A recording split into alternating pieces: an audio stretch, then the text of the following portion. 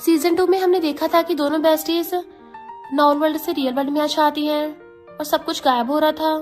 और अब हम फाइनल सीजन 3 में देखेंगे कि क्या दोनों बेस्टीज सब कुछ ठीक कर पाएंगी या फिर उनका प्यार अधूरा रह जाएगा।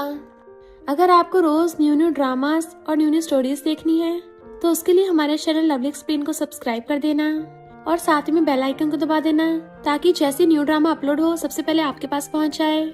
एंड अगर आपको हमारी वीडियोस अच्छी लगती हैं तो लाइक और शेयर करना और हाँ, कमेंट करके भी जरूर बताना कि आपको ड्रामा में से क्या सबसे ज्यादा पसंद आया है। तो चलो फिर बिना किसी देरी के स्टार्ट करते स्टोरी को। सेकेंड सीजन में देखा था सबको गायब होते मिस्टर जी ने अपनी आंखों से देख लिया था। इस सीजन की स्टार्टिंग में दोनों बेस्टीज रियल वर्ल्ड में आ गए थे, लेकिन दोनों की आंखों में आंसू थे। जिया कहती है, मुझे इतना बुरा क्यों लग रहा है, ऐसा लग रहा है जैसे कोई कीमती चीज मुझसे छीन गई हो।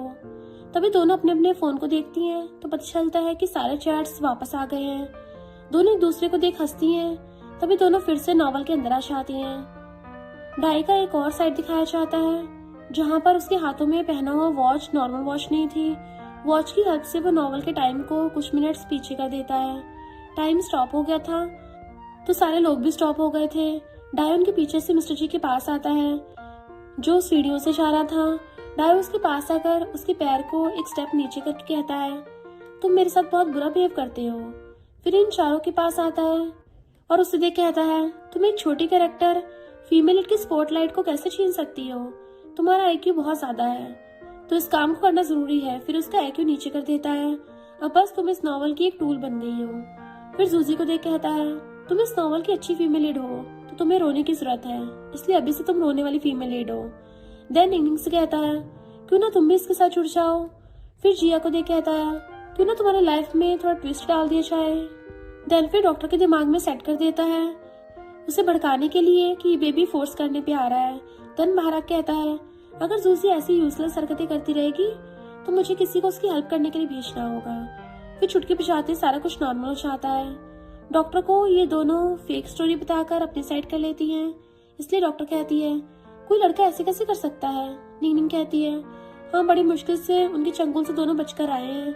फिर रोने लगती है तो उन दोनों बेस्टीज को देख के जूजी भी रोने लगती है। हाँ, सही बोल रही हो, अब उसे हॉस्पिटल से फोर्सफुली ले जाने आ रहा है, अब आप ही हमारी हेल्प कर सकती हो। तीनों सोचती हैं, एक एक्ट्रेस से यही उम्मीद थी। डॉक्टर भी इमोशनल होकर कहती है, तुम दोनों मेरे साथ आओ। इधर मिस्टर जी गिरने वाला था बट असिस्टेंट पकड़ लेता है। तभी जूसी से देख भागने लगती है तो मिस्टर जी भी उसके पीछे आने लगता है। बाय भागते हुए डाई से टकरा जाती है। डाई कहता है, बहुत दिनों बाद मिले हैं।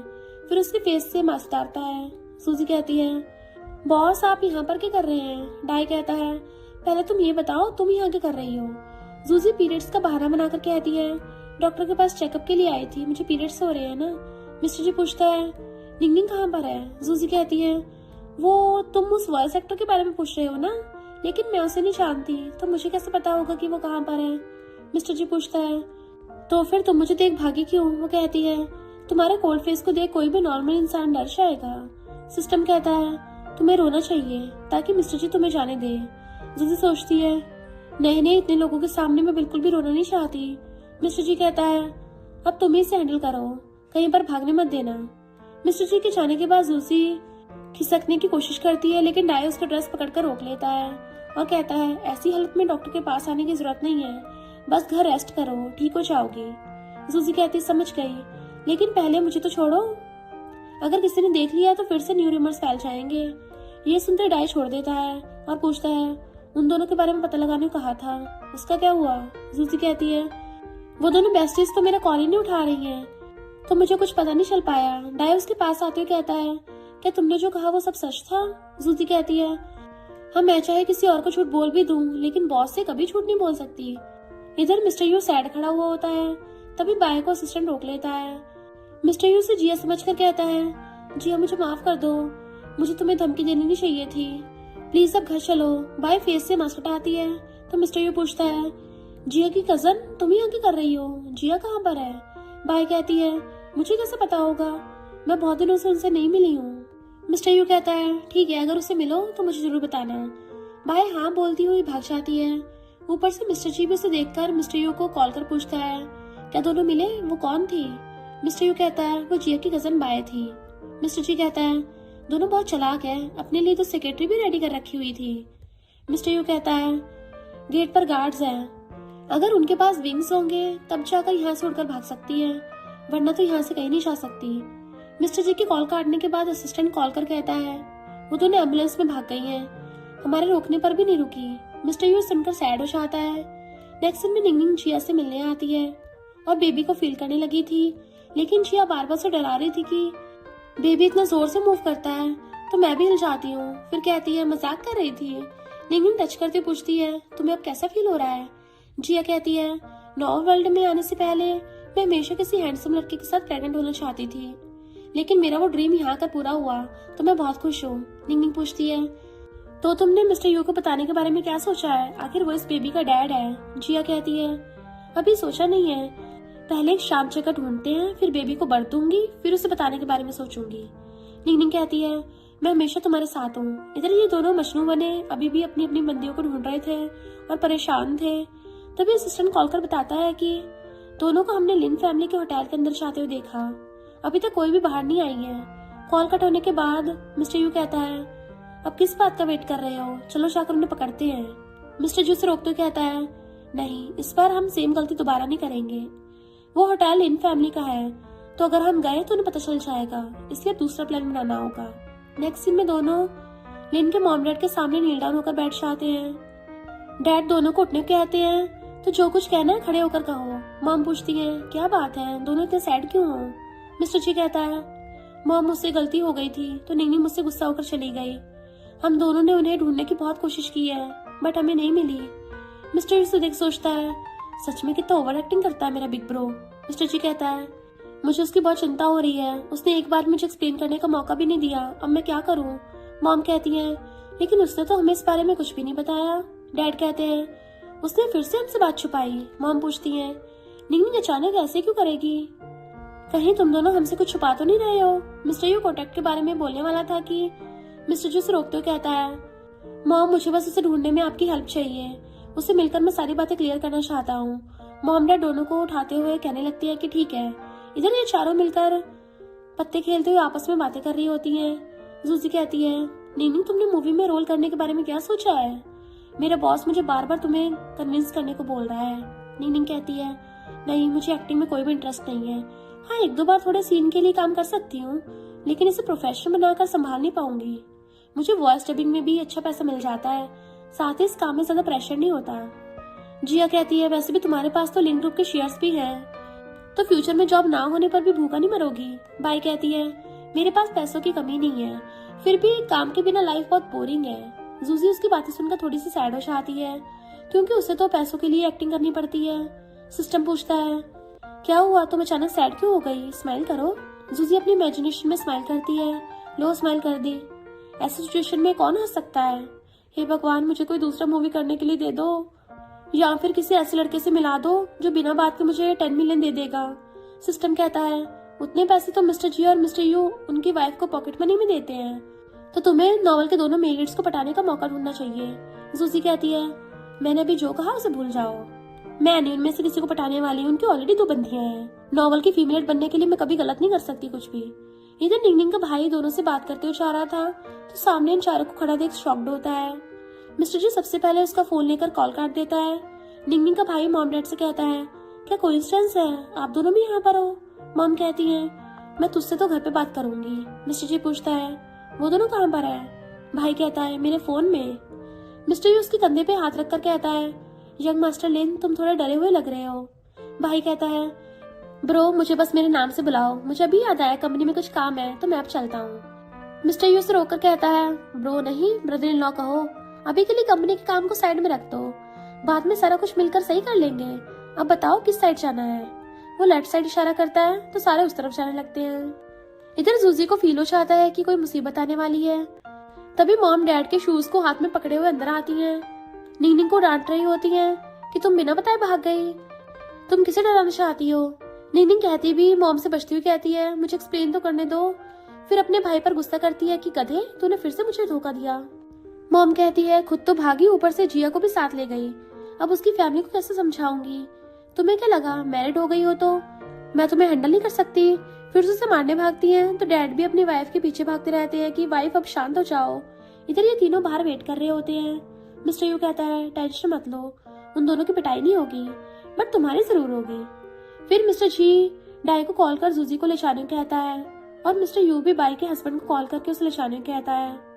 इधर अभी भी इनकी भागदौड़ी चल रही थी, तभी जूजी को डाई और बाई को उनकी मदर इन लॉ कॉल कर रहे होते हैं तो जिया दोनों को भाग जाने की परमिशन दे देती है।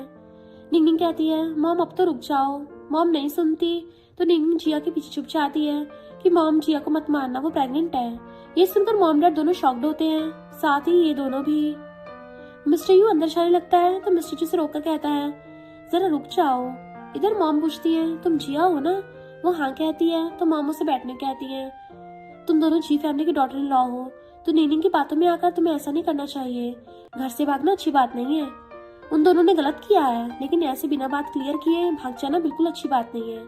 हम पेरेंट्स हम कभी भी नहीं चाहेंगे कि हमारी बेटी स्ट्रगल करे, ऊपर से तुम प्रेग्नेंट भी हो। तुम अभी यंग हो इसलिए नहीं पता अकेले बच्चे को पालना कितना मुश्किल है। क्या तुम प्रॉमिस कर सकती हो कि अकेले बच्चे की अच्छी देखभाल कर सकती हो? निंगनिंग कहती है मॉम हमें पता चला कि वो प्रेग्नेंट है। मॉम बैठ जाती है कि सच सच बताओ क्या बात हुई जो तुम्हें घर से भागना पड़ा?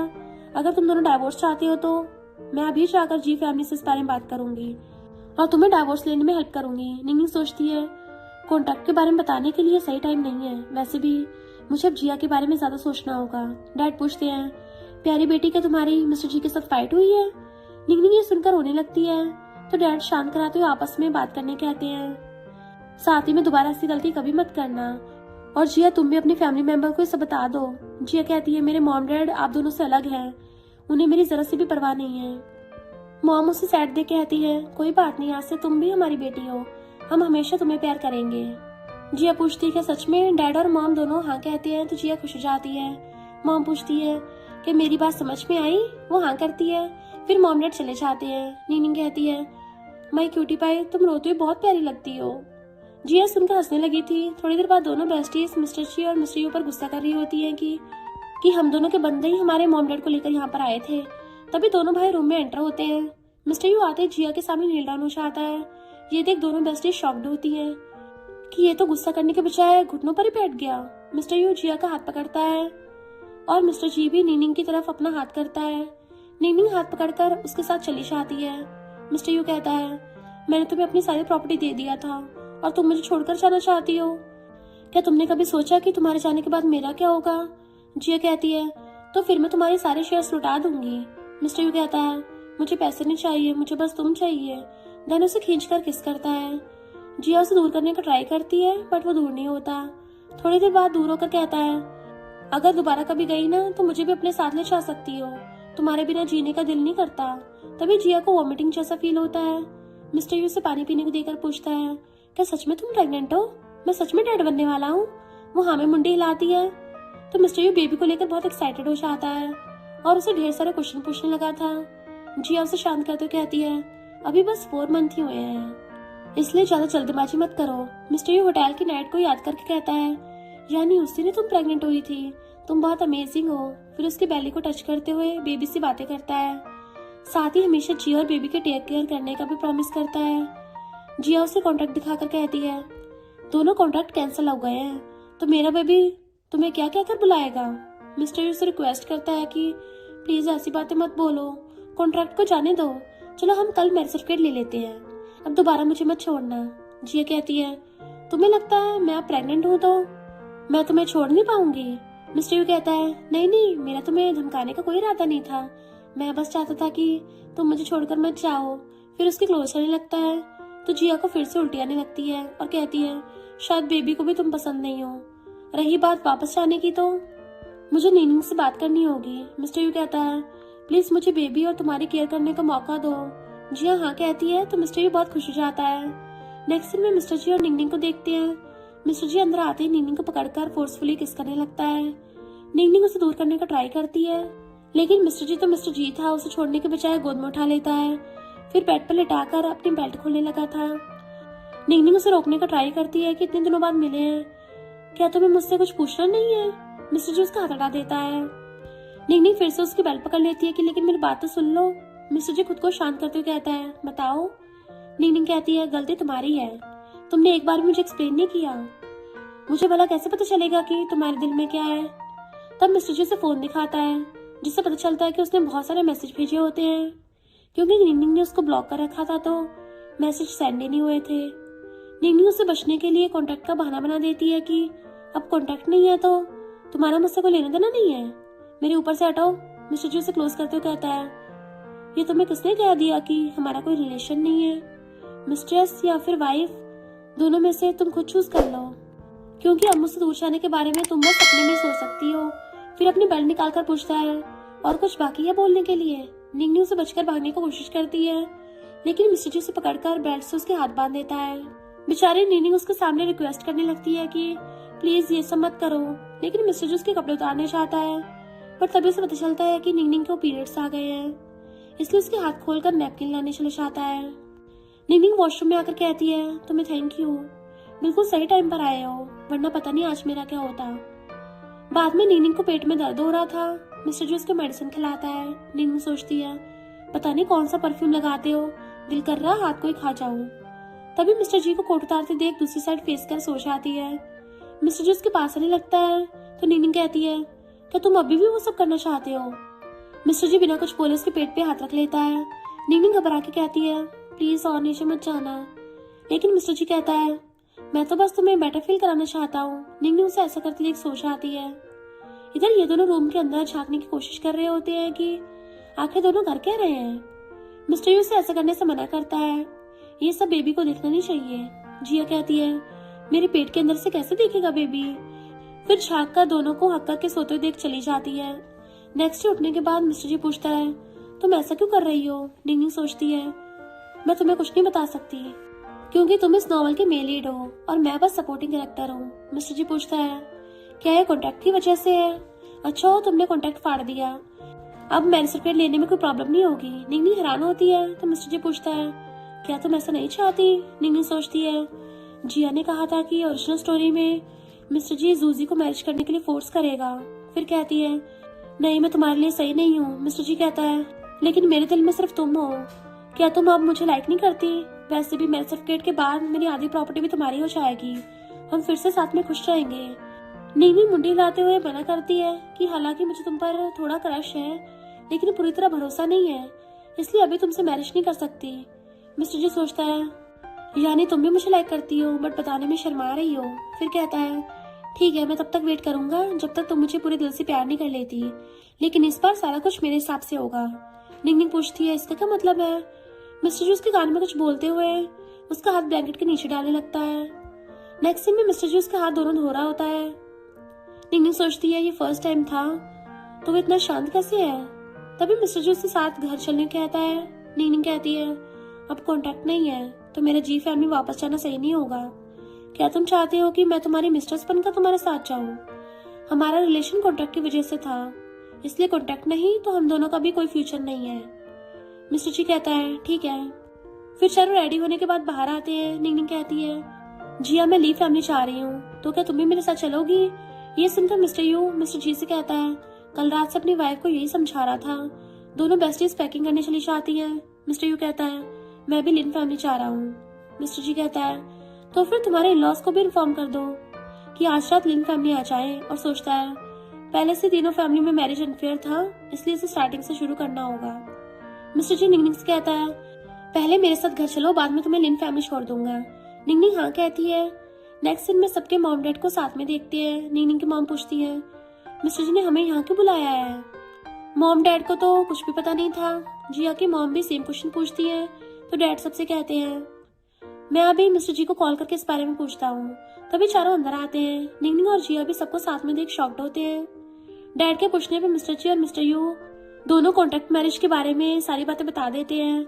ये सुनकर सबके मॉम डैड शॉक्ड होते हैं। निंगनिंग के मॉम डैड तो कुछ ज्यादा गुस्से में होते हैं। मॉम कहती है, इसलिए तुम दोनों छुपकर भागने की प्लानिंग की थी, अच्छा हो जो मैरिज सर्टिफिकेट नहीं लिया है। डैड कहते हैं, हाँ इससे कोई फर्क नहीं पड़ता कि जी फैमिली कितनी भी रिच क्यों ना हो, हमें कोई डर नहीं है, तुम्हें कॉन्ट्रैक्ट को फाड़ देना चाहिए था।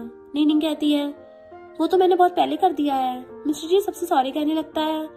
मॉम डैड होने के नाते अपने बच्चों को डिसिप्लिन नहीं सिखा पाए हैं। फिर उन दोनों पर भी गुस्सा करते हैं, साथ ही सबसे सॉरी बोलते हैं।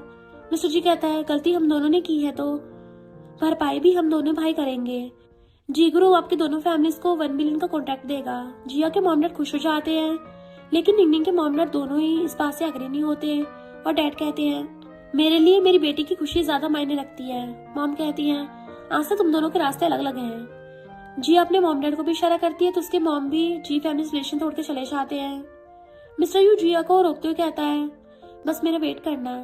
नेक्स्ट सीन में मॉम डैड दोनों मिस्टर जी और मिस्टर यू दोनों पर गुस्सा करते हैं और नील डाउन उन्हें कहते हैं इतनी बड़ी बात हो गई लेकिन तुम दोनों ने हमें बताया भी नहीं। मॉम गुस्से से डैड से बेल्ट छीन कर ले लेती हैं और दोनों को मारने लगती हैं। तुम दोनों ने मेरी प्यारी दोनों डॉटर इन लॉस को इतना गुस्सा दिलाया है कि दोनों घर से भाग गई थी। फिर डैड भी आकर दोनों को पीटने लगते हैं। मॉम कहती है मैं भी इस टूटे हुए घर में नहीं रह सकती, मुझे डिवोर्स चाहिए। डैडी सुनकर मॉम को मनाने का ट्राई करते हैं कि अरे जाने मन तुम क्यों गुस्सा हो रही हो, इन दोनों नालायकों की गलती की सजा तो मुझे नहीं दे सकती, उन्हें वाइफ नहीं चाहिए लेकिन मुझे चाहिए। मिस्टर जी कहता है मैं फिर से निंगनिंग से शादी करना चाहता हूँ, वो भी सही से।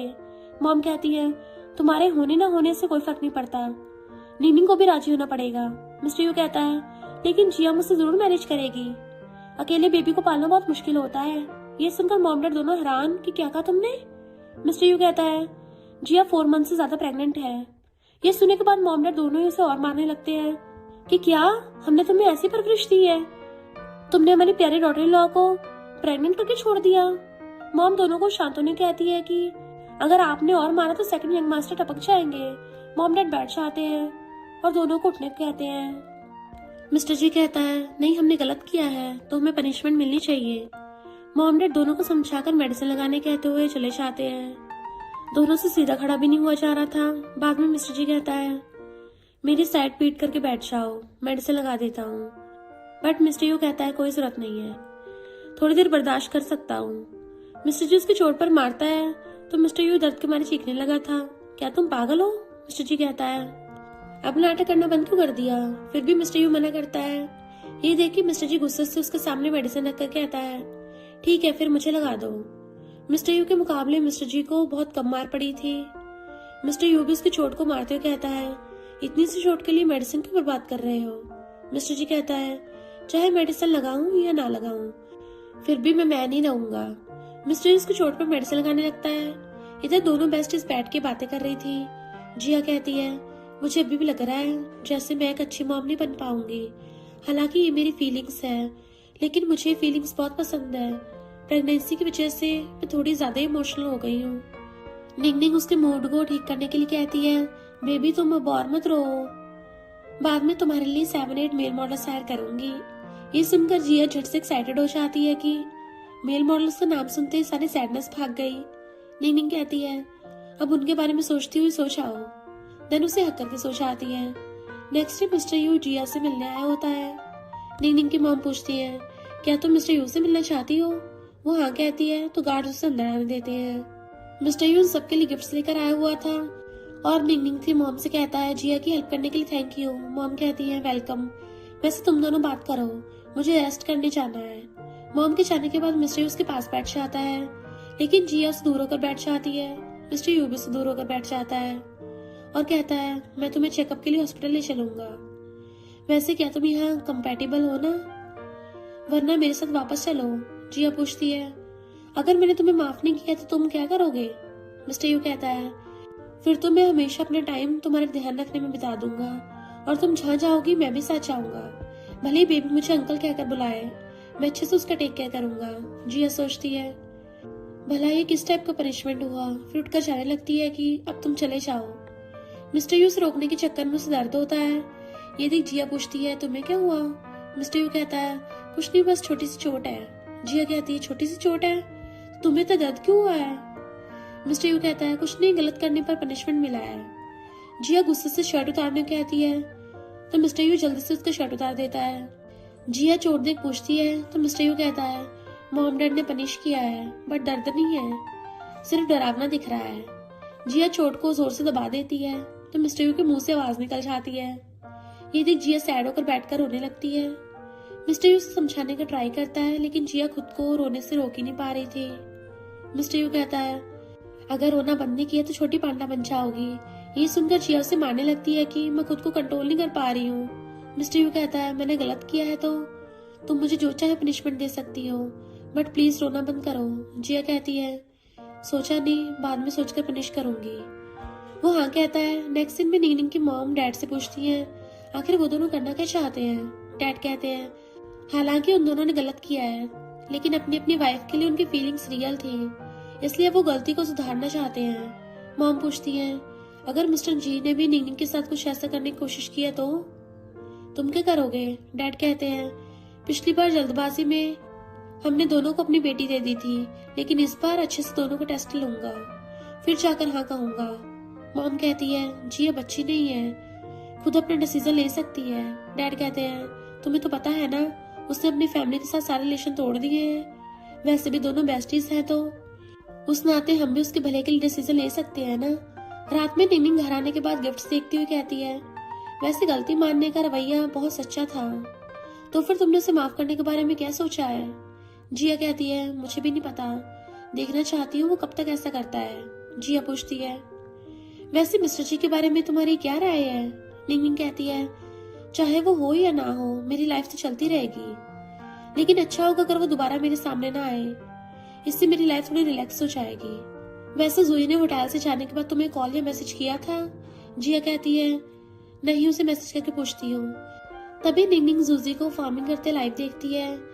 जिया को दिखाने के बाद जिया कहती है क्या वो इतनी पुअर हो गई है, उसे कुछ पैसे भेजकर हेल्प कर दूं। निंगनिंग कहती है क्यों ना मैं डाया को कॉल करके पूछूं आखिर वो उसके साथ क्या करना चाहता है। तभी दोनों को साथ में मदर इन लॉ दो फोन से कॉल करती हैं। निंगनिंग पूछती है मॉम क्या हमारे पास कुछ काम था। मॉम पूछती है मैं तुम दोनों से कुछ पूछना चाहती हूँ, बट एक एक करके कॉल करना बहुत बोरिंग है, इसलिए मैंने दोनों फोनों से दोनों को साथ में कॉल कर दिया। जिया कहती है तो हमारे साथ एक ग्रुप बनाकर उसमें कॉल कर सकती हैं। मॉम कहती सही बात है, ये 2026 है, मैं तो मॉडल वर्ल्ड के बारे में भूल ही गई थी। वैसे मैं तुम दोनों को साथ में डिनर पे इनवाइट करना चाहती हूँ। दोनों थोड़ी झिझकने लगती हैं, तो मॉम कहती है टेंशन मत लो, उन दोनों नालायकों को नहीं बुलाऊंगी। दोनों जाने के लिए एग्री हो जाती हैं। नेक्स्ट डे तीनों एक रेस्टोरेंट में डिनर करने आती हैं। मॉम तो सारा कुछ ऑर्डर कर देती हैं। फिर जिया से पूछती हैं क्या तुम सच में प्रेग्नेंट हो। वो हाँ करती है तो मॉम खुश होकर उसको 10 मिलियन का क्रेडिट कार्ड दे देती है। जिया खुश होकर सोचती है कितनी अच्छी मदर इन लॉ है, मुझे अपने साथ उन्हें भी लेकर भाग जाना चाहिए था। मॉम निंगनिंग को भी सेम कार्ड 10 मिलियन का दे देती है। निंगनिंग कहती है मॉम मैं प्रेग्नेंट नहीं हूँ। मॉम कहती है उस नालायक ने तुम्हारे साथ जो गलत किया है ये उसका कंपनसेशन है, आखिर मैं उन दोनों नालायकों की मॉम जो हूँ तो मैं भी जिम्मेदार हूँ। तभी डैड कॉल करते हैं तो मॉम कॉल काट देती हैं। अगर उन्होंने मिस्टर जी को कंपनी हैंडल करने के लिए ना दिया होता तो वो ऐसा करने की हिम्मत ही नहीं कर पाता। मुझे बहुत गुस्सा आ रहा है। दोनों बेस्टी मॉम का मुंह ठीक करने के लिए साथ में शॉपिंग जाने के लिए इनवाइट करती हैं। मॉम तो झट से हाँ बोल देती हैं, सारा कुछ मैं पे करूंगी। नेक्स्ट सीन में दोनों बेस्टी उन्हें बाहर लेकर आ जाती हैं। मॉम पूछती हैं हम तो शॉपिंग पर जाने वाले थे ना, वैसे भी जिया तुम तो ड्रिंक ही नहीं कर सकती हो, यह ना वेस्ट हो जाएगा। जिया कहती है कौन यहाँ पर ड्रिंक करने आता है। मॉम पूछती है तो यहाँ क्यों आई हो। जिया उन्हें खींचकर मेल मॉडल्स के सामने खड़ा कर देती है। मॉम ये नजारा देख के शॉक्ड हो जाती है, लेकिन ये दोनों तो मस्त एंजॉय करने लगी थी। मॉम तो बस जिया को पकड़ रखी होती है, ज्यादा हिलो मत, लेकिन वो दोनों तो मजे से डांस करने में बिजी थी। मॉम कहती है क्यों ना बैठकर बातें करें। फिर तीनों अंदर आकर बैठ जाती हैं। थोड़ी देर बाद मिस्टर यू और डैड अंदर आ जाते हैं। डैड तो मॉम का हाथ छोड़ने का नाम ही नहीं ले रहे थे। मॉम कहती है मुझे तुम्हारी कोई जरूरत नहीं है, मेरे पास मेल मॉडल है। डैड कहते हैं वाइफ गुस्सा मत हो, घर जाकर दोनों नालायकों को सबक सिखाऊंगा, प्लीज वापस चलो। डैड को ना छोड़ता देख मॉम भी शांत हो जाती है। तभी मिस्टर यू भी कहता है अगर तुम्हें कुछ पीने का दिल कर रहा था तो तुम मुझे बता सकती थी, मैं तो घर पर ही ले आता। अगर धक्का मुक्की में तुम्हें चोट लग जाती तो क्या होता। जिया कहती मेरा मूड खराब था इसलिए फन करने आई थी। मिस्टर यू मेल मॉडल्स के बारे में सोचकर सैड होकर पूछता है क्या वो मुझसे भी ज्यादा हैंडसम है। जिया उसके फेस को पकड़कर कहती है अगर फेस की बात करो तो तुम उनसे ज्यादा हैंडसम हो, लेकिन फिगर की बात करें तो वो तुमसे बेटर है। मिस्टर यू जेलस होकर कहता है मुझे कुछ और दिन दे दो, मार्केट जाने के बाद तुम जो चाहे देख सकती हो, मैं उनके जैसा नहीं हूँ, मैं सिर्फ तुम्हें दिखाऊंगा और सिर्फ तुम्हें इसी छू सकती हो। जिया खुश हो जाती है। मिस्टर यू कहता है बस प्रॉमिस कर दो दोबारा यहाँ मत आना, मुझे तुम्हारी चिंता होती है। नितिन सोचती है वैसे इसको कैसे पता चला कि हम यहाँ पर हैं? तभी असिस्टेंट आकर कहता है मिस्टर जी ने आपके लिए मैसेज भेजा है। आगे बोलने में उस वक्त ऑकवर्ड फील हो रहा था। ये देख नीनिंग पूछती है क्या कहा उसने? असिस्टेंट कहता है मिस्टर जी ने कहा है उन्होंने आपको उनका फर्स्ट टाइम दिया है, इसलिए अब आपको उनके लिए रिस्पॉन्सिबल होना पड़ेगा। नीनी एम्बेरस होकर पूछती है क्या सच में उसने ऐसा कहा है? असिस्टेंट कहता है हाँ, वरना बॉस के बारे में रूमर्स फैलाने की हिम्मत कैसे कर सकता हूँ। उन्होंने ये भी कहा है कि उन्हें थोड़ा और टाइम दे। नीनी पूछती है वैसे तुम सबको इस प्लेस के बारे में कैसे पता चला? असिस्टेंट कहता है कुछ दिन पहले बॉस ने इस बार को खरीद लिया है और जनरल मैनेजर ने आपको देख उन्हें कॉल कर दिया था। नीनी सोचती है उसने इसे भी खरीद लिया। मैं तो आज इस रूम में बहुत सारे मेल मॉडल्स के साथ डांस करने वाली थी। निंगनिंग अपना खुरापाती दिमाग लगाकर मिस्टर जी को परेशान करने का आइडिया ढूंढने लेती है और असिस्टेंट से कहती है तुम जाकर मिस्टर जी को मेरा मैसेज दे देना कि आज रात वो बाहर के सारे मेल मॉडल्स को मेरे साथ डांस करने भेज सकता है। असिस्टेंट तो ये सुनकर हैरान होता है कि आपकी कहीं एक एक बात मिस्टर जी से कह दूंगा। नेक्स्ट दिन में डाई का आदमी से बताता है कि मिस जूजी फार्मिंग करते हुए बेहोश हो गई हैं। यानी डाई ने उसे उन दोनों के बारे में ना बताने पर उसे पनिशमेंट दिया था। डाई कहता है हॉस्पिटल चलो, फिर उससे मिलने आता है। जूजी बेहोश थी। डाई डॉक्टर से उसके बारे में पूछता है तो डॉक्टर बताते हैं कि वीकनेस की वजह से बेहोश हो गई थी। डाई पूछता है अभी तक होश में क्यों नहीं आई? डॉक्टर कहता है क्योंकि वो गहरी नींद में सो रही है, लगता है पिछले कुछ दिनों से ठीक से सो नहीं पाई है। डाई उसे कहता है काफी सुकून से सो रही है, फिर बैठकर फोन चलाने लगता है। तभी सिस्टम उसके इमेजिनेशन में उसे जगाने का ट्राई करता है। फिर एक और सिस्टम आकर पिछले वाले सिस्टम से कहता है तुम चाहे जितना भी आवाज दे दो वो नहीं उठेगी। अच्छा सिस्टम कहता है तुम बुरे सिस्टम हो, यहाँ क्या कर रहे हो? एक नॉवल में बस एक ही सिस्टम हो सकता है। सेकंड वाला सिस्टम कहता है तुम टास्क बहुत धीरे कंप्लीट कर रहे हो ना, इसलिए तुम्हारी हेल्प करने आया हूँ। ये बहुत हाई स्कोर वाला टास्क है, वो भी तुम्हारे जैसे ही फूल है। बस होस्ट का टास्क कंप्लीट करने पर ध्यान दो। मैं सुपरवाइजर से तुम्हारे लिए बात करूंगा ताकि तुम्हें कम सजा मिले। फर्स्ट सिस्टम कहता है तुम बहुत बेशरम सिस्टम हो, अगर तुम सक्सेसफुल हो चाहते हो तो होस्ट पूरी तरह डिस्ट्रॉय हो जाएंगे। तभी जूजी उठकर कहने लगती है कि मैं यहाँ कहाँ पर हूँ। फर्स्ट सिस्टम कहता है ये तुम्हारी इमेजिनेशन है और एक सिस्टम तुम्हें मेरे खिलाफ भड़काने की कोशिश कर रहा है। जूजी कहती है यानी मेरे अंदर अब दो सिस्टम है, अगर मिशन फेल हो जाता है तो क्या मैं पूरी तरह गायब हो जाऊंगी?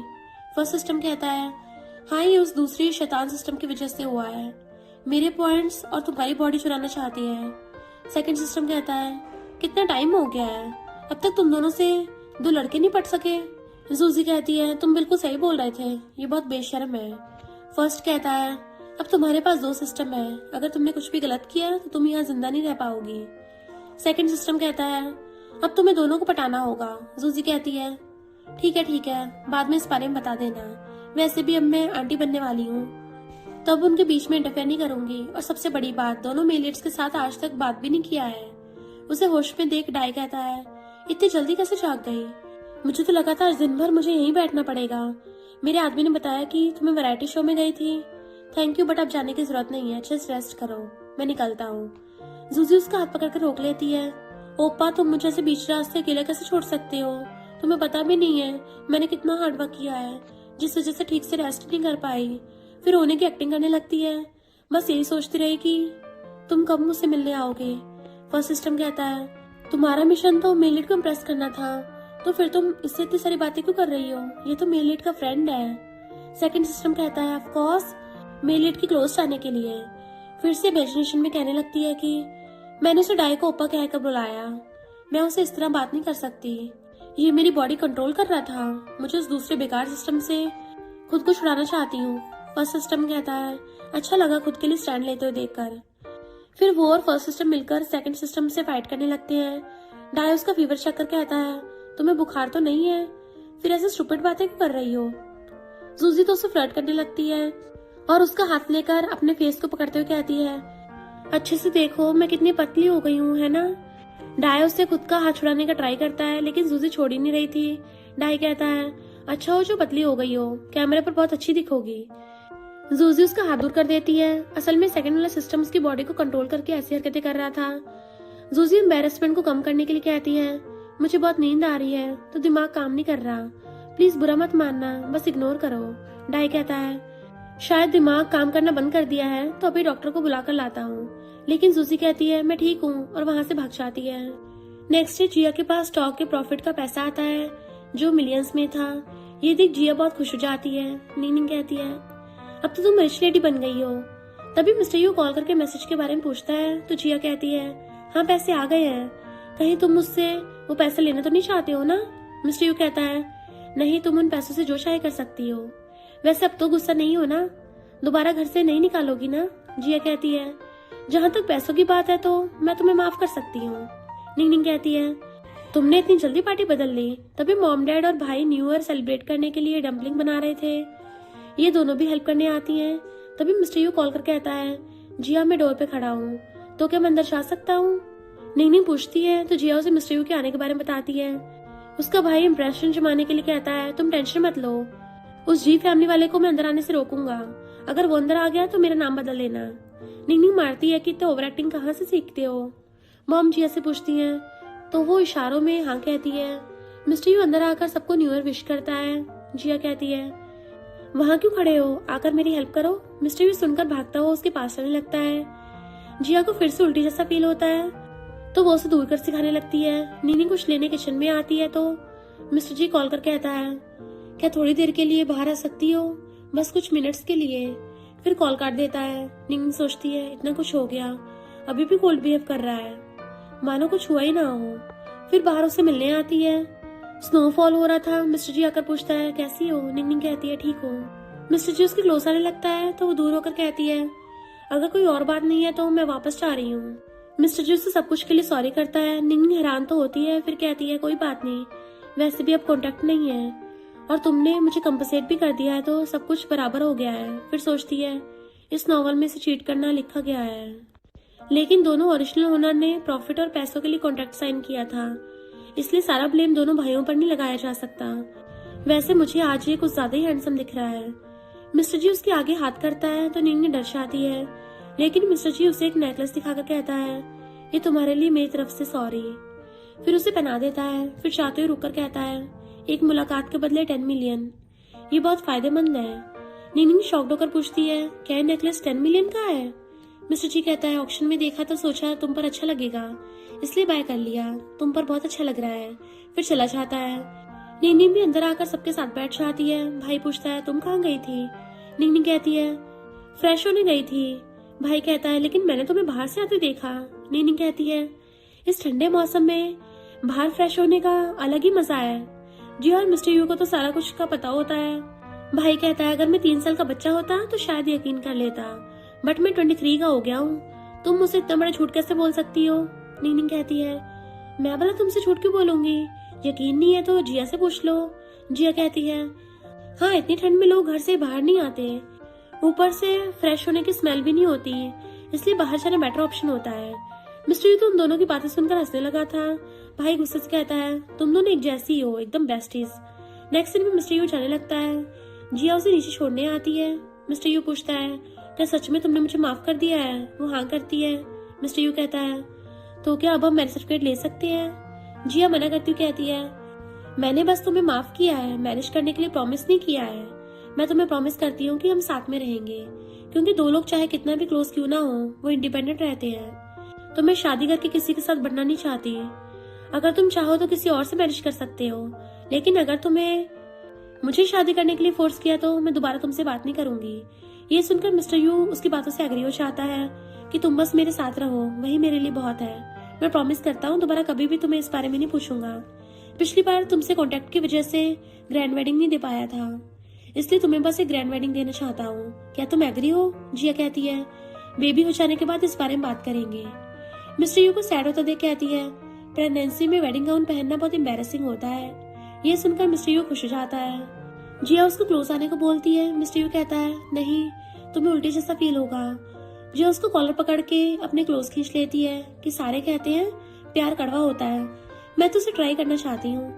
फिर अचानक मिस्टर यू को किस कर देती है। किस करने के बाद मिस्टर यू पूछता है तुम्हें इसका टेस्ट कैसा लगा। वो कहती है पता नहीं, नेक्स्ट टाइम अच्छे से टेस्ट करूंगी। मिस्टर यू कहता है नेक्स्ट टाइम क्यों, अभी कर लो। जिया रोककर कहती है अब तुम्हें वापस जाना चाहिए। बाद में दोनों मॉम डैड के साथ बैठकर खाना खा रहे होते हैं। मॉम उन्हें शाम बैठकर खाना खाते देख सोचती हैं अगर आज मेरी दोनों डॉटर इन लॉ यहाँ पर होती तो न्यू ईयर सेलिब्रेट करने में बहुत मजा आता। तभी मिस्टर यू कहता है, जी और मैंने डिसाइड किया है कि बेबी हो जाने के बाद मैरिज करेंगे। मॉम डैड ये सुनकर मुंह से खाना ही निकाल देते हैं। मॉम पूछती है, क्या सच में? मिस्टर यू कहता है, हम दोनों का पैचअप हो गया है। मॉम डैड दोनों बहुत ज्यादा खुश हो जाते हैं। डैड तो उसे मार मार के शाबाशी दे रहे थे कि फाइनली तुझे पीटने का कुछ तो फायदा हुआ, और वेडिंग में किस किस को बुलाना है उसकी लिस्ट बनाने बैठ जाते हैं। मिस्टर यू मिस्टर जी से पूछता है, तुम्हारा क्या हुआ? नीनिंग के दिल में तुम्हारे लिए पक्का फीलिंग्स हैं, बस वो बता नहीं पा रही, इसलिए स्टार्टिंग तो तुम्हें करनी पड़ेगी। मिस्टर जी कहता है, पता है बट अभी सही टाइम नहीं आया है। मिस्टर यू कहता है, सही टाइम नहीं आया, सही टाइम नहीं आया, बस बैठकर यही बोलते रहना और उधर तुम्हारी बंदी को कोई और उठा के ले जाएगा, तब उसके गेट के बाहर बैठकर रोते रहना। तो मिस्टर जी उठ के चला जाता है। रात में दोनों बेस्टी सोने आती हैं। जूजी मैसेज कर कहती है, मेरी बॉडी में एक और सोल ने कब्जा कर लिया है, मुझे डर है कहीं वो तुम दोनों के लिए प्रॉब्लम खड़ी न कर दे। नीनिंग कहती है, उसकी बातों से तो यही लग रहा है जैसे उसके पास पहले से एक सिस्टम था और उसे पता है कि वो इस वर्ल्ड की फीमेल लीड है, या ये भी हो सकता है कि वो इस वर्ल्ड में टाइम ट्रैवल करके आई हो। जिया कहने लगती है, क्या उसे ये भी पता होगा कि हम दोनों डिफरेंट हैं? नीनिंग कहती है, हाँ उसने दूसरे सोल के बारे में बताया, तो क्या वो भी रिबॉर्न होकर नॉर्थ वर्ल्ड में आ गई है? जिया कहती है, इसका मतलब अब स्टोरी में चेंजेस आने वाले हैं, क्यों ना हम इस मौके का फायदा उठाएं। नीनिंग कहती है, हाँ अब तो वही करना पड़ेगा क्योंकि फीमेल लीड अब प्लॉट को चेंज नहीं कर पाएगी। जिया सोचती है, लेकिन हमें कैसे पता चलेगा कि वो ओरिजिनल जूजी है या फिर वो बुरी वाली सोल? नीनिंग थोड़ा देर सोचती है और कहती है, ये तो हमें उसे मिलने के बाद ही पता चलेगा। नेक्स्ट डे दोनों बैठकर यही सोच रही होती है कि जूजी की बॉडी में कौन हमसे मिलने आएगा। तभी पाई आती है और जूजी के बारे में पूछती है। जिया कहती है, बस आती होगी। थोड़ी देर बाद जूजी आती है और सबको हेलो करती है। इन दोनों बेस्टीज को पता चल जाता है कि वो रियल नहीं है क्योंकि वो बहुत अजीब बिहेव कर रही थी। तभी मिस्टर यू जिया के लिए पानी लेकर आता है, बट जूजी को पहले पता चल जाता है कि किसका नाम क्या है और किसके साथ कौन सा रिलेशनशिप है। देन सोचती है, मुझे इस मौका की तलाश थी। फिर सारे खेलने चले जाते हैं।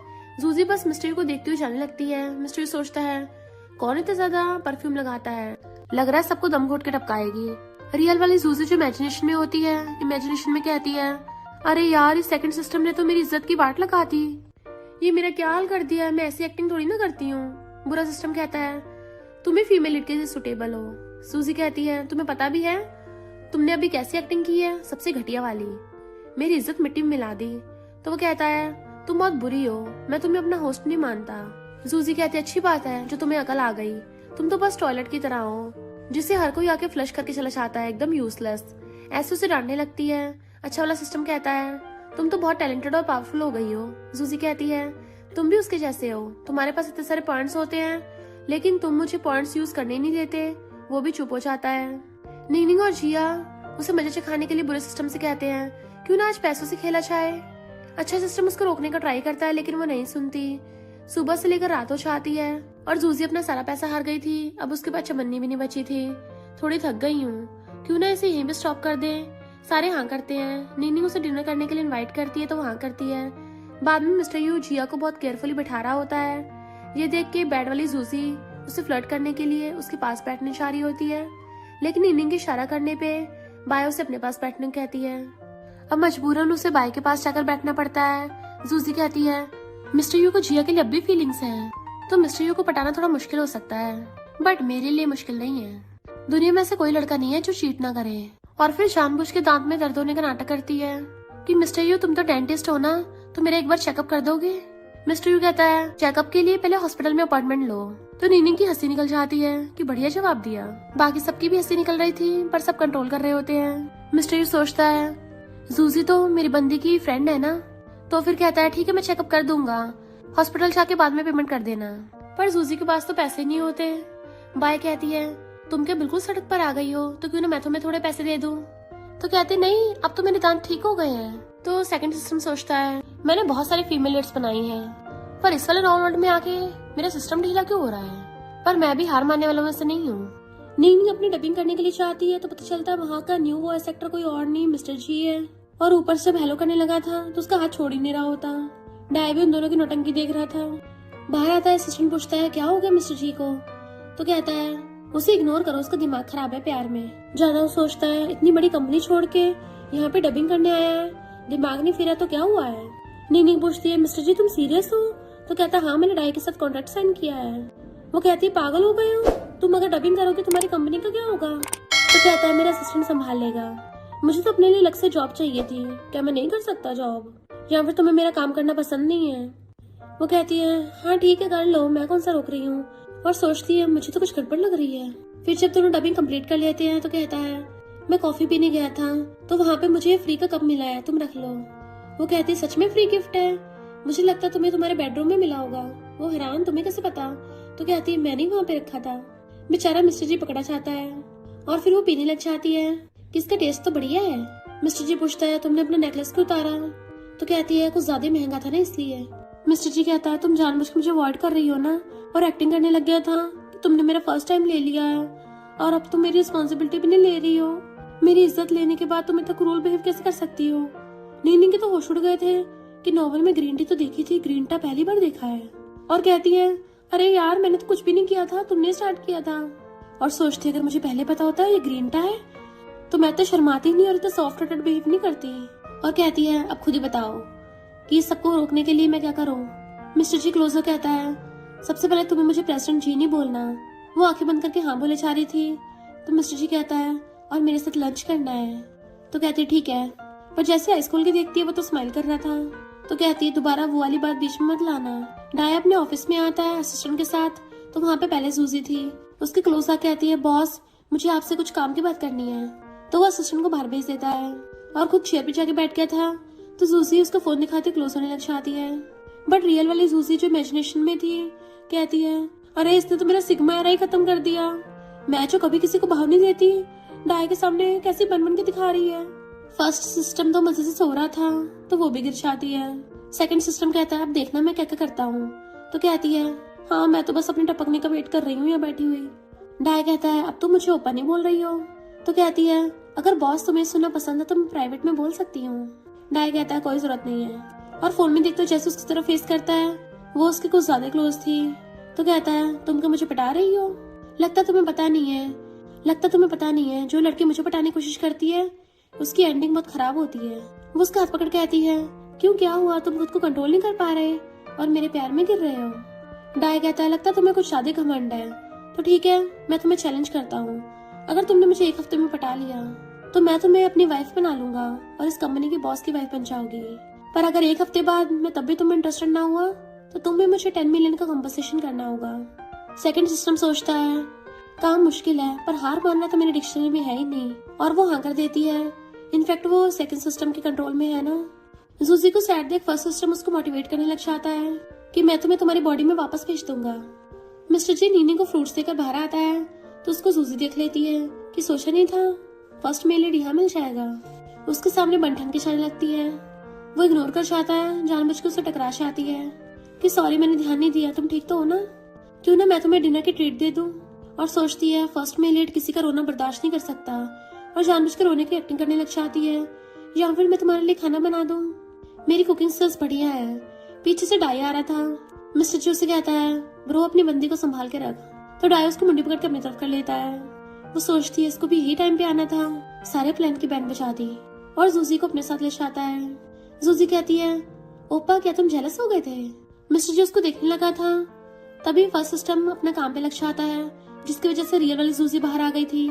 सेकंड वाले सिस्टम का उसकी बॉडी से कंट्रोल हट गया था तो जूसी सोचती है अरे नहीं ये क्या हो गया, मैं इतने एम्बेरस्ड मोमेंट पे बाहर ही क्यों आई हूँ। और वहां से भागने लगती है पर डाई उसे पकड़ लेता है और उसे उल्टी को खींच के ले गया था, जबकि वो मना कर रही थी कि नहीं नहीं मुझे तुम्हारे साथ नहीं जाना। पर डाई तो उसको सीधा ऑफिस रूम में ले आता है, गेट बंद कर देता है। तो कहती है बॉस मुझसे गलती हो गई, प्लीज ऐसे प्रिटेंड करो जैसे मेरा दिमाग घूम गया था। बट डाई तो उसके क्लोज आने लग जाता है तो वो डरती हुई पीछे को हो रही थी कि प्लीज मुझे कुछ मत करना, समझो मैंने कुछ किया ही नहीं है। बट डाई उसका फेस पकड़ कहता है सुबह तो बड़ी एरोगेंट बन रही थी। तो कहती बॉस सच तो ये है कि सुबह वाली वो मैं नहीं थी, वो मेरी दूसरी वाली आत्मा थी, वरना मुझ में थोड़ी ना इतनी हिम्मत है तुम्हारे खिलाफ कुछ करूंगी। डाई कहता है तुम्हें क्या लगता है मुझे बेवकूफ बनाना आसान है? तो कहती है प्रॉमिस करती हूँ सच बोल रही हूँ। वो कहता है अच्छा और कितने प्रॉमिस करोगी? तो वो उसके सामने हाथ छोड़ने लग जाती है कि बॉस प्लीज मुझे जाने दो। तो डाई को हंसी आ जाती है, वो खुश होती है तो तुम गुस्सा नहीं हो? डाई उसको पैर से हिलाते हुए कहता है मैं कभी अपनी बात से नहीं मुकरता, हाँ मैं तुम्हें थोड़ा बहुत इंटरेस्टेड हूँ, तो अगले हफ्ते तक पूरे अच्छे से फोकस करना कि मुझे अच्छे से पटा पाओ ताकि मैं तुम्हें और ज्यादा इंटरेस्टेड हो जाऊं। क्योंकि आज जो कुछ भी हुआ, अगर वो दोबारा हुआ, उसका गला पकड़ के क्लोज होता है तो आगे क्या होगा इसकी मैं भी गारंटी नहीं देता। वो कुछ बोलने वाली थी तो उसके लिप्स पे फिंगर रख के चुप करा देता है। वो रोने लग जाती है कि मैंने तो कुछ भी नहीं किया, ये सब उस बुरे वाले सिस्टम की गलती है, पर सहना मुझे पड़ रहा है। और बच्चों की तरह रो रही थी तो डाय कहता है अभी तो मैंने कुछ किया भी नहीं है, तुम पहले ही पैपे करने लग गई। तो कहती है तुम सबके सब बुरे हो, गंदे कहीं के, मुझे अपने घर जाना है। डाय उसके रोने को कंट्रोल नहीं कर पाता और उसे पकड़ के हक कर लेता है। ठीक है, आपसे तुम्हें कोई भी बुली नहीं करेगा। उसे प्यार से बच्चों की तरह सराहने लगा था, जबकि उसका असिस्टेंट गेट पे कान लगा के सुन रहा होता है कि दोनों रूम के अंदर है। चीखने चिल्लाने की आवाजें आ रही हैं। वो जूजी ने बॉस को इतनी जल्दी पटा लिया। जूजी के आंसुओं से डाया का कॉलर गीला हो गया था तो उसको प्यार से सहलाता है। जूजी कहती है प्लीज सुबह वाली बात भूल जाना, मैंने इतने सालों से तुम्हारी कंपनी में मेहनत की है। तो डाया हाँ कर देता है कि अभी मत रो, हो सकता तुम्हें बाद में रोना पड़े। वो हैरान। तो डाया अपना ब्लेज निकालते कहता है 1 हफ्ता होने में भी टाइम है, तो सोच समझ लो तुम्हें आगे क्या करना है। और अपनी शर्ट के बटन खोलने लगा था। वो जल्दी से ऑफिस से बाहर चलने लगती है, पर फिर रुक जाती है। तो कहता है जल्दी फिगर आउट कर लिया क्या करना है। तो कहती है मेरे पास टैक्सी के लिए पैसे नहीं है, थोड़ा सा उधार दे दो। तो वो उसको ऑनलाइन ट्रांसफर कर देता है कि आगे से तमीज से मिलना। तो कहती है ओके बॉस। और जैसे गेट खोलती है असिस्टेंट गेट पे लटका हुआ था, बट वो तो भाग जाती है। असिस्टेंट आके देखता है बॉस अपने कपड़े पहन रहे हैं और सोचता है नहीं ये लोग तो ऑफिस में स्टार्ट हो गए थे। इधर नीनी फ्रूट्स खा रही थी।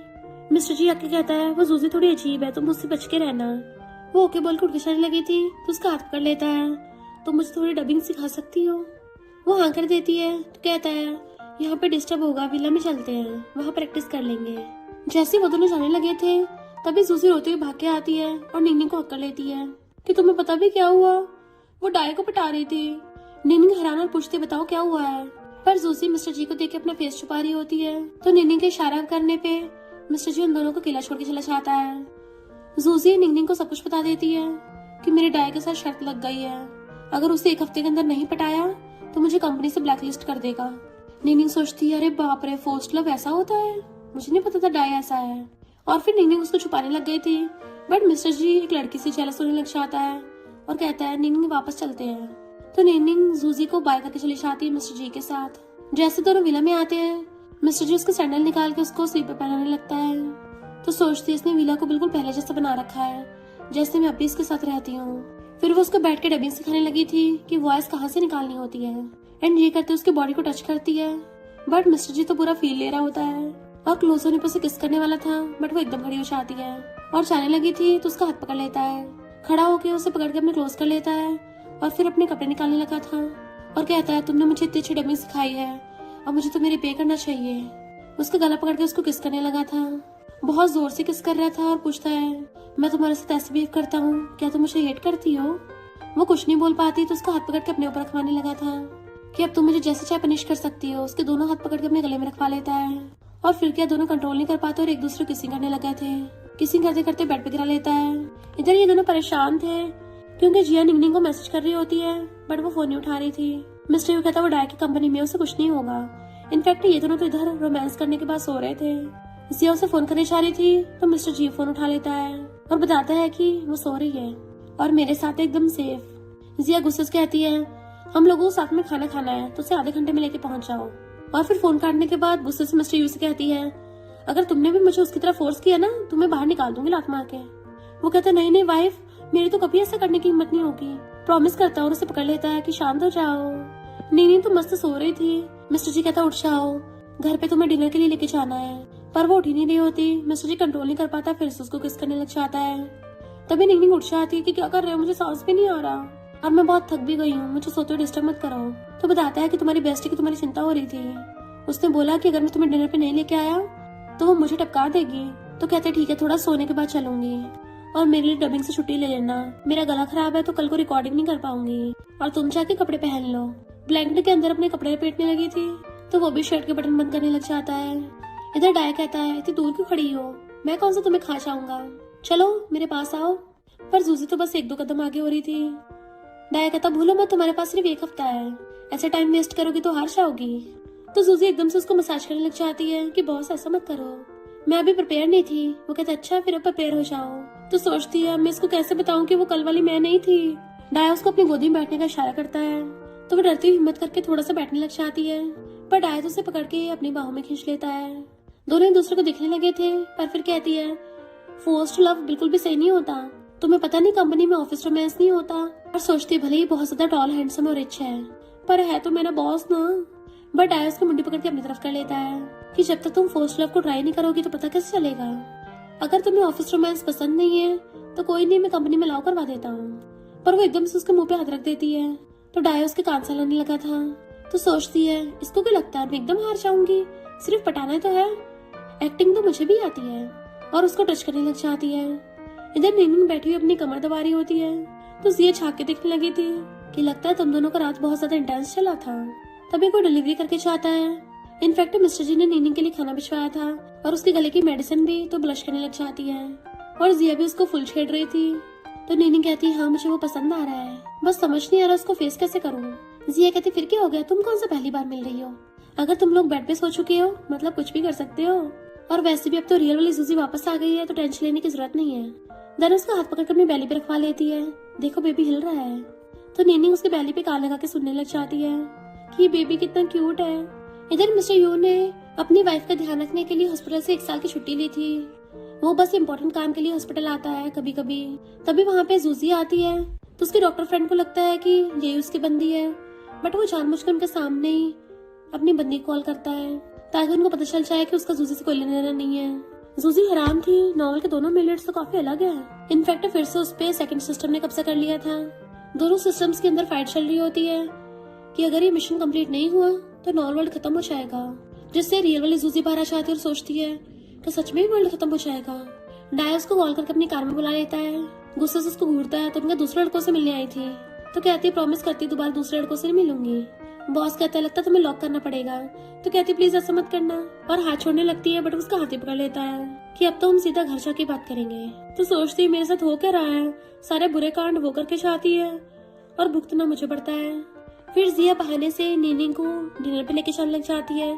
नीनी को शक होने लगा था, तो जिया कहती है प्लीज ऐसे प्रिटेंड करना जैसे तुम्हें पता ना हो। देन वो लोग कार से निकलते हैं, तो मिस्टर यू आके अपनी वाइफ को पकड़ लेता है। नीनी जैसे अंदर से आती है तो ये तीनों कहते हैं प्लान काम कर रहा है, एंड मिस्टर यू और बाय प्रेग्नेंट जिया को पकड़ के ले जाते हैं, वहाँ से अंदर ही नहीं चाहते क्योंकि अंदर मिस्टर जी खड़ा हुआ नीनी का वेट कर रहा था। वो अंधेरे में आती है, उसे टकरा जाती है, एकदम डर गई थी। तो मिस्टर जी उसको नेकलेस पहनाता है और उसे पकड़ के अंदर ले आया था।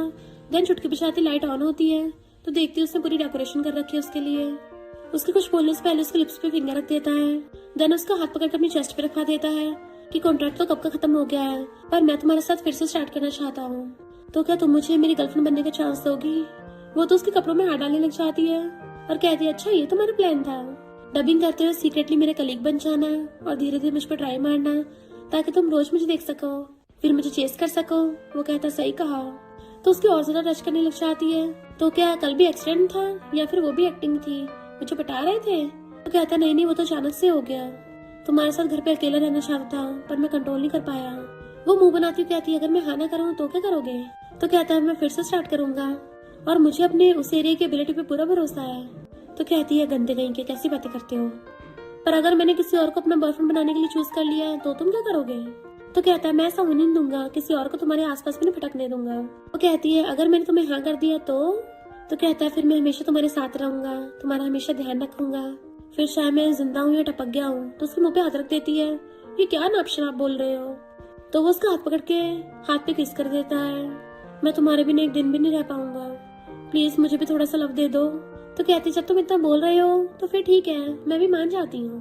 तो मिस्टर जी खुश होकर उसके फोरहेड पे किस कर देता है और दोनों एक दूसरे को हक कर लेते हैं। और ये तीनों उन दोनों को छुपके देख रहे होते हैं और उन दोनों को साथ देके बड़ा खुश होते हैं। जिया कहती है मेरे दिमाग में ख्याल आया है, अगर नीनी ने मिस्टर जी से शादी करने के लिए हाँ कर दिया तो मैं भी तुमसे शादी कर लूंगी और हम लोग साथ में वेडिंग फोटो खिंचवाएंगे। मिस्टर यू के इशारा करने पर बाय चुपके से उसको फ्लावर बुके लाके देती है, एंड वो भी वहीं पे जिया को प्रपोज कर देता है कि अब तो मुझे फैंसी का टाइटल दोगी ना। तो वो हंसते हुए फ्लावर्स ले लेती है, ऑफ कोर्स मुझे रोज तुम्हारे हाथ का खाना जो खाना है। तो वो खुश होकर उसको हक करने लगा था। जिया कहती वेट, मतलब तुम्हारी भी ऐसा प्लानिंग थी, तुम दोनों भाई एक जैसे हो। वो कहता हाँ, पर तुम कितनी क्यूट हो। और दोनों एक दूसरे को फोरहेड से टच करने लगे थे। इधर डाय बैठा हुआ जूजी को घूर रहा था और पूछता है बताओ तुम्हारी दूसरी आत्मा कब बाहर आएगी। वो हैरान और कहती है, बॉस तुम्हें मुझ पे यकीन हो गया? पर चिंता मत करो, मैंने अपनी स्ट्रॉन्ग विल पावर से दूसरी सोल को हरा दिया है, अब वो कभी भी नहीं आएगी। पर तभी डाया का सिर घूमने लगा था। वो एकदम से अपनी वॉच पकड़ के निकाल देता है। जूजी हैरान तक पूछती है, क्या हुआ तुम्हें? तो वो जानबूझ के बात टाल देता है। जूजी कहती है, पर तुम्हारी तबीयत कुछ ठीक नहीं लग रही, क्यों ना हम चल के रेस्ट करें? वो कहता, कोई जरूरत नहीं है, मेरी विल पावर बहुत स्ट्रॉन्ग है। जूजी कहती है, अब जब तुम्हें पता है कि मेरी वो दूसरी आत्मा थी, तो हमने जो शर्त लगाई थी उसको इग्नोर मारते हैं। वो सब मैंने थोड़ी ना बोला था। डाया उसको इशारा करता है, मेरी गोदी में आके बैठो। वो मना करती है तो कहता है, अगर मेरी बात नहीं मानी तो कॉन्ट्रैक्ट का भूल जाओ। तो जूजी एकदम से आकर उसकी गोदी में बैठ जाती है कि अब तो ठीक है ना। डाया उसे पकड़ के और क्लोज कर लेता है तो कहती है, पटा तो तुम मुझे रहे हो और ऊपर से बोल रहे हो कि मैं तुम्हें पटाऊं। वो उसकी मुंडी पकड़ के अपनी तरफ करता है तो कहती है, इसका मतलब वो वाली शर्त को इग्नोर मारते हैं। तो कहता है, शर्त में सिर्फ आज का दिन बचा है, अगर तुम मुझे सेटिस्फाई कर देती हो तो मैं भी उस बात को इग्नोर मारूंगा। तो कहते, ठीक है, पर बाद में मुकरना मत। और पूरी हिम्मत करके उसको किस करने लग जाती है। डाया कहता है, तुमने कभी किस नहीं किया है क्या? कितनी बेकार किस करती हो, लगता दूसरी बार किस करना पड़ेगा। वो हैरान, क्या सच में? डाया से पकड़ के कहता है, आज तुम बहुत लकी हो, आज मैं तुम्हें खुद सब कुछ सिखाऊंगा। और उसकी मुंडी पकड़ के उसको जोर से किस करने लग जाता है। वो तो उसको ऐसे किस कर रहा था जैसे आज कच्चा चबा जाएगा। और दोनों पैशनेट किस करने लग गए थे। तो पूछता है, क्या हुआ, तुम ठीक तो हो ना? वो नर्वस होती हुई पूछती है, अब तो वो शर्त नहीं रही ना? डाया जैसे हाँ करता है वो उठने वाली थी उसकी गोदी पे से, बट वो उसको फिर से पकड़ लेता है। मेरे पास एक न्यू आइडिया है, हम लोग न्यू शर्त लगाते हैं। तो कहती है, झूठे कहेंगे? डाया उसको टच करता हुआ कहता है, बॉस हमेशा अपने एम्प्लॉयज को एक्सप्लॉइट करते हैं। और उसे एकदम से झटके से बेड पे गिरा देता है और एकदम से स्टाइल से खड़ा हो गया था, वो भी उसके ऊपर। इधर मिस्टर जी सबके सामने निंगनिंग के मॉम डैड को समझाता है कि मैं इससे बहुत ज्यादा प्यार करता हूँ, बट मॉम डैड अभी भी कॉन्ट्रैक्ट वाली बात के लिए गुस्सा थे कि तुमने हमारी बेटी का फायदा उठाया। तुम्हें क्या लगता है हमारी बेटी कोई चीज है? मिस्टर जी यकीन दिलाता है कि वो पहले वाली बात नहीं रही है। मैं और निंगनिंग फिर से स्टार्ट करना चाहते हैं और मेरी इसके लिए एकदम ट्रू फीलिंग्स हैं। डैड को भी यकीन होने लगा था, पर मॉम डैड के मार के चुप करा देती हैं और कहती हैं, हम कैसे मान ले? मिस्टर जी कहता है, अगर आप चाहें तो मैं आपका घर जमाई भी बन सकता हूँ। तो उनको तो फंदा ही लग गया था और सबके होश उड़ जाते हैं कि मिस्टर जी प्यार में इस हद तक आ गया। निंगनिंग कहती है, मैंने सुना है कि इंसान टल्ली होकर सच बोलते हैं, तो क्यों ना मिस्टर जी को टल्ली करवा दो, फिर उसे सच उगलवा लेंगे। डैड कहते, बात तो सही है। मिस्टर जी हंसकर निंगनिंग को देखने लगा था। फिर खाना खाते हुए निंगनिंग डैड और मिस्टर जी दोनों को ड्रिंक देती है। जिया चलाके से वाइन पीने लगी थी, पर मिस्टर जी उसको रोक देता है। डैड पूछते हैं, तुम सच में मेरी बेटी से प्यार करते हो? मिस्टर जी ड्रिंक करके कहता है, मैं उससे सिर्फ लव नहीं करता, मैं उसकी रिस्पेक्ट करता हूँ, उसकी केयर करता हूँ, उसे प्रोटेक्ट करना चाहता हूँ। डैड कहते हैं, मेरी बेटी है इतनी प्यारी, उसको हर कोई प्यार करने लग जाता है। मिस्टर जी फिर से ड्रिंक करके कन्फेस कर देता है, तो सब लोग हंसने लगे थे। फिर वो जैसे उठ के चलने लगा था पर टल्ली हो जाता है। मिस्टर जी उसको संभालता और इशारा करता है। इनफैक्ट वो उसको छेड़ रहा था क्योंकि निंगनिंग मिस्टर जी को पकड़ के लेके जा रही थी। ये दोनों उन दोनों के रूम के बाहर झांक रहे होते हैं। निंगनिंग हैरान थी, तुम इतने कम में टल्ली हो गए। इनफैक्ट मिस्टर जी तो टल्ली होने का नाटक कर रहा था और ये दोनों झांक के देख रहे होते हैं। मिस्टर जी कहता है, सॉरी, मुझे माफ कर दो, मुझसे गलती हो गई, आगे से मैं तुम्हें टॉप पे रखूंगा। वो उसके मारने लग जाती है, क्या बोल रहे हो, मैं उस बात पे गुस्सा थोड़ी ना हूँ। उनकी इतनी डीप बातें सुन के इन दोनों के भी होश उड़ जाते हैं। निंगनिंग जैसे जाने लगी थी, मिस्टर जी से पकड़ के खींच लेता है कि आगे से मैं थोड़ा खुद पे कंट्रोल करने की कोशिश करूंगा, एकदम फास्ट और फोर्सफुली नहीं करूंगा। वो पूछती, देख लो अपनी बात में करना मत। तो कहता, अगर मैंने झूठ बोला तो मैं डॉगी होऊंगा। वो कहती, तुम टल्ली होकर कितने क्यूट लगते हो। ये दोनों बाहर खड़े होकर सुन रहे थे। तो जिया कहती है, ये कितनी नौटंकी करता है अपना प्यार पाने के लिए। मिस्टर यू कहता है, पर मेरा लव तुम्हारे लिए एकदम सिंसियर है। जिया कहती है, अच्छा, मेरी सिंपैथी पाने के लिए कौन अपनी चोट दिखा रहा था? मिस्टर यू कहता है, वो तो बस मैं ऐसे कर रहा था, पर मुझे थोड़ी ना पता था तुम्हें रोते देख के मेरा दिल और ज्यादा दुखेगा। तो उसको गोली चलाने का इशारा करने लग जाती है। निंगनिंग उसके गालों में पोक कर रही थी और वो भौबू कर रहा होता है। जैसे ये दोनों किस करने वाले थे, ये दोनों अंदर आते हैं और मिस्टर यू आके मिस्टर जी का हाथ पकड़ के अपने कंधे पर रखवा लेता है। मिस्टर जी उसको घूर रहा था, अबे कर क्या रहा है? तो मिस्टर यू उसको इशारा करता है, मेरी बंदी ने बोला है, मुझे वही करना पड़ेगा। मिस्टर जी जानबूझ के मिस्टर यू के भेद खोलने लगा था। उस टाइम इसने मुझसे अपनी चोट पे मेडिसिन नहीं लगवाई ताकि अपनी बंदी को दिखा सके, और कहता, मैं तो टल्ली हूँ, मैं तो कुछ भी बोल सकता हूँ। तो ये दोनों बेस्टीज भी उनके टल्ली होने के शो का फायदा उठा रही थी और मजे ले रही होती हैं। वो दोनों कहते हैं, हम मेल मॉडल्स बनेंगे, तुम्हारे लिए बढ़िया डांस करके दिखाएंगे। तो कहते, अच्छा, करके दिखाओ। उन दोनों ने तो ऐसे गुस्से में बोला था, पर अब रियल भी करना पड़ रहा होता है। तो दोनों मेल मॉडल्स की तरह डांस करने लग जाते हैं, दोनों बेस्टीज चिल्ला पड़ती है खुशी के मारे, क्योंकि उन दोनों को लगा था हॉट हॉट डांस करेंगे, पर वो तो बच्चों की तरह डांस कर रहे होते हैं। तो वो दोनों उठ के भाग जाती हैं। फिर हम वेडिंग हॉल में देखते हैं जहाँ पे सारे वेट कर रहे थे। तभी दोनों ग्रूम्स अपनी अपनी ब्राइड्स को लेके आते हैं स्टेज पे, क्योंकि दोनों बेस्टीज अपने अपने हस्बैंड्स के साथ एक साथ शादी कर रही थी। कॉज इनका ये सपना था कि दोनों बेस्टीज साथ में शादी करेंगे और हमेशा साथ रहेंगे। मॉम तो खुशी के मारे पागल हो रही होती है कि फाइनली मेरे बेटों की शादी हो रही है। जूजी चिल्लाती है, तुम दोनों बहुत मस्त लग रही हो। डायस को हैंकी निकाल के देता है कि तुम्हारी लाट टपक रही है। जबकि उनका भाई रो रहा था कि मुझे अकेले में कंपनी संभालनी पड़ेगी। उनकी कजन बाय भी उनके लिए खुश होती है। दोनों बेस्टीज एक दूसरे को हक करती हैं और फिर अपने अपने बंदों का हाथ पकड़ लेती हैं। दोनों हस्बैंड्स अपनी वाइफ को कन्फेस करके रिंग पहनाते हैं, तो वो भी उन दोनों को कन्फेस करके रिंग पहना देती हैं और हमेशा के लिए साथ हो जाते हैं। असिस्टेंट चिल्लाता है कि अब ग्रूम्स अपनी ब्राइड्स को किस कर सकते हैं, तो दोनों ब्रदर्स अपनी अपनी बंदियों को किस करते हैं और दोनों असिस्टेंट्स पॉपर्स चलाते हैं एंड बाकी सब लोग क्लैपिंग करने लगे थे। जबकि डाई जूजी को देख रहा होता है एंड वो उसको, क्योंकि इन दोनों को भी एक दूसरे के लिए फीलिंग्स आने लगी थी। फिर ये चारों साथ में वेडिंग पोज वाले फोटोज खिंचवाते हैं। सिस्टम जूजी को बताता है कि तुम्हें न्यू टास्क मिला है। वो पूछती है किसके साथ। सिस्टम कहता है जो पास में खड़ा है। तो देखती है डाई खड़ा है वहाँ पे और उसके क्लोज आने लगा था और कहता है एक स्टोरी एंड हुई है, इसका मतलब ये नहीं स्टोरी खत्म हो गई हो, अगली स्टोरी स्टार्ट होगी। जूजी उन चारों को देखती है, इसका मतलब ये चारों हमेशा के लिए साथ में खुश रहने लगेंगे। डाई कहता है बिल्कुल हमेशा के लिए साथ में रहेंगे। इन लोगों को एक और गिफ्ट देता हूँ और छुटकी बिछाता है। तभी वहाँ पे उनके ऊपर फ्लावर्स गिरने लगे थे, तो सब लोग बड़ा खुश होते हैं एंड फिर वो लोग भी उनके साथ फोटो खिंचवाते हैं। अब तीनों कपल्स साथ में थे तो और भी ज्यादा अच्छे लगते हैं। डाई जूजी को देखता वहां से जाने लगा था, तो जूजी उसके पीछे भागती है और रोते हुए जाके उसको रोकती है। बॉस तुम कहाँ जा रहे हो? वो उसको छुपाते हुए कहता है मैं कहीं भी चला जाऊँ पर तुम्हें हर जगह ढूंढ लूंगा। तो वो भी उसको हक कर लेती है एंड फाइनली ये स्टोरी यहीं पे एंड हो जाती है। और इसी के साथ इस स्टोरी का एंड हो जाता है। अगर आपको ये स्टोरी पसंद आई हो तो लाइक शेयर और कमेंट करते जाना। तो बस थोड़ा सा इंतजार करना, फिर मिलेंगे न्यू स्टोरी में।